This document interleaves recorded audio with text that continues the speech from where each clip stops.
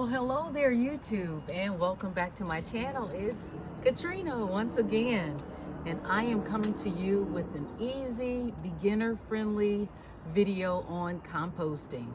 Yes, it's time for us to get outside, get in those backyards, and start planting. Yes, the best fruits and vegetables that you are ever going to eat are going to be grown by your own hands. So today I just wanted to come outside, finally get outside and get some fresh air, and just kind of wanted to put together an easy, like I said, a beginner friendly video on composting. Now composting is going to be an easy deal. It's really pretty much almost like layering lasagna. If you've ever made lasagna in your life, or you kind of have an idea in your head of what it's like, it's just building layer up on layers. And a few things that you're going to need. You're going to need some browns, like your dead leaves, maybe like some sticks, or maybe like some cardboard, something like that, or even maybe some paper towels, things like that. And you're also going to need some green, some nitrogen. Okay, and that's any type of fruits, vegetables, anything like that that you can add. It's pretty much considered like the wet part of the compost, and this would be like the dry part of the compost. Okay, so some basic things that you're going to start out with, like I said, is you're going to be layering. So what I have out here is just have like a stack of buckets that I'm going to use just for presentation, just so you guys will get like a visual of what I'm doing. So like I said, the first thing that you're going to use, and it doesn't matter, what I normally do when I'm doing my composting is I just add a layer of brown, a layer of greens, and I usually just kind of water it just ever so lightly, just to make it moist. Not that you can wring it out or anything that's too much water, but just enough to make everything moist and start deteriorating. Okay, all right, so I'm just going to throw this little paper towel in there, and the smaller the pieces, the better.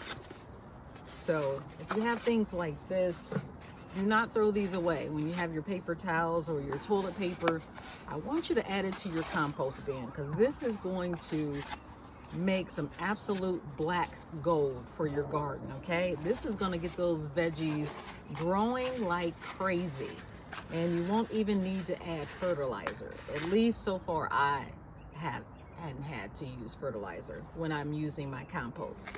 Okay, so like I said, you're going to layer it, smallest pieces that you can get.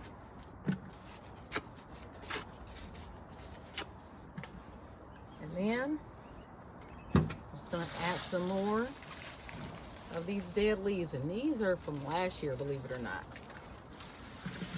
I had a couple areas around my house that still has some leaves in it, because we have a lot of trees in our area or around our home. All right, so that's some browns. So this is some carrots, and it looks like some oranges, and this came from me juicing today. So what I'm going to start incorporating into my compost bin, which I usually use like whatever scraps that I have, like from juicing or my smoothies or anything that I didn't eat out of my refrigerator, I usually just kind of put it in my compost bin. I have a tabletop, as well as one that was built by my husband, and that's the one that keeps most of our compost in all year round. Okay, so like I said, these are the carrots and some oranges, just the pulp from me juicing today. So just add all of that in, add that as a layer. Once again, we're coming back with our browns. You can also use cardboard. If you have any cardboard, you know, the boxes that you get from whatever company, Amazon or whatever, Temu, I don't know, wherever you get your boxes from, you want to keep that stuff. But if it has tape on it, any type of tape or another thing that I don't like to use shiny boxes in my compost bin. That's a no-no for me. So if you have any type of glue or any type of tape, anything like that, don't add that to your compost bin, because you need something that's going to be organic, you know, some stuff that's going to break down easily, and you don't want chemicals in it. That's what we're trying to keep away. We don't want those chemicals. Another thing that you do not want is do not put any dairy in your compost. That's another no-no, okay? Another thing I brought out to show you guys are bones. Do not add bones to your compost bin. These things like this are going to bring in rodents. It's going to bring in different types of animals that you absolutely do not want around your home. Dig in through your compost bin. That's a no-no. Or anything that has any type of grease on it, you want to make sure that you're not putting that into your compost bin. Okay? Another good thing that you want to make sure you keep are coffee grounds. This is absolute goodness when it comes to your compost bin. Okay, so make sure that you're including all of those coffee grounds. And I'm told, now I've never tried this, I'm told like places like coffee places that sell coffee, you can stop by there and see if they're willing to give you their coffee grounds to start your compost bin or to help build up your compost bin. And some companies I've been hearing, they will actually let you have the coffee grounds. So this is goodness right here for your compost bin. Okay, so we have some more browns. So I am going to add, this was my pineapple top from my juicing earlier today. All right. And some lettuce that we did not eat. Any of that kind of stuff. Peppers. One thing that I do not put in my compost is onions or garlic. Now that is going to, that's not going to be a good thing to add to your garden, to your compost. Okay, because it actually, it actually messes up the compost. It's what it does. So do not add that to your compost bin. Okay, so we just added some greens. We're coming back with brown. You see how I'm layering this, YouTube? Greens, browns, greens, browns. But these are all natural things. Another thing that you can use for your browns. Some people don't like to use them, but I will every so often. I'll add like some dry twigs or some sticks if I am cleaning up my yard, getting ready for the season. If I have that kind of stuff when I'm cleaning up, I will usually add that to my compost bin. Okay, so let me give you another tip.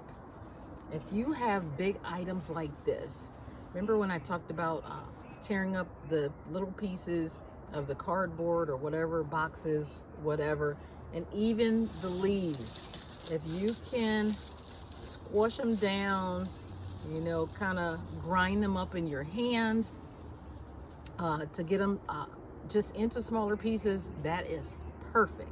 Okay, but if you have big pieces of fruit or big pieces of anything, you just want to make sure that you are cutting that into super small pieces, as small as you can get them.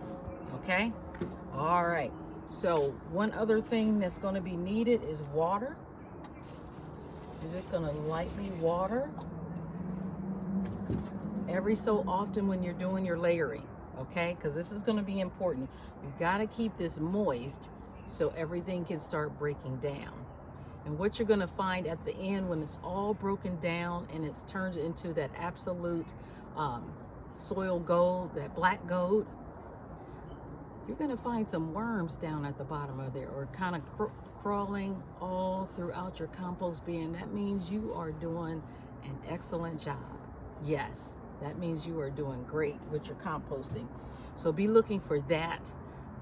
So continue to do your layers, continue to add water, because 4 main things that are going to be needed for your compost. It's going to be your browns, your greens, water, and air.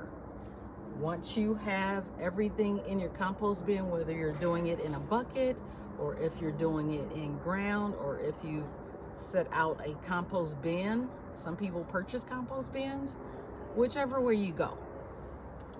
Once you get everything all set up, every so often you're going to have to go in with a pitchfork and turn it. Go in with that pitchfork or a shovel, it doesn't matter, and you're going to have to turn it, okay? And that way it's getting air inside of there also. And if you know that once you have realized that you have finally made your compost, it should have almost like a sweet, earthy smell to it. Yeah, it's gonna have a nice earthy smell to it, and it's going to be a nice, either a dark brown or almost like a black dirt. It just depends on how your compost turns out. But it should be like a darker material, almost like a crumbly material, okay? So that's when you know that it's complete and you are ready to go ahead and put it in your garden or your raised beds, whatever you're going to use for this season for gardening. Okay, now here's another tip. If you're not doing the buckets and you're not doing the bins or the whatever you purchase as a compost bin, some people actually just go in and dig a hole in the area that they're going to be planting in, and they plant directly into that hole. They will take these scraps and put it in hole, and it doesn't matter, because it's going to actually make your dirt even better for this growing season. So dig a hole probably about 12 inches deep. I don't know how big or how deep your raised bed is, but that's another option for you to do this season. Okay, YouTube, so I'm getting ready to go back inside, but I want you to remember all of those tips.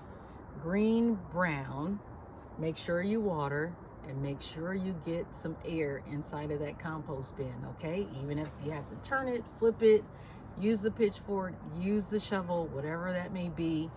But I want to see some happy gardeners this upcoming season, okay?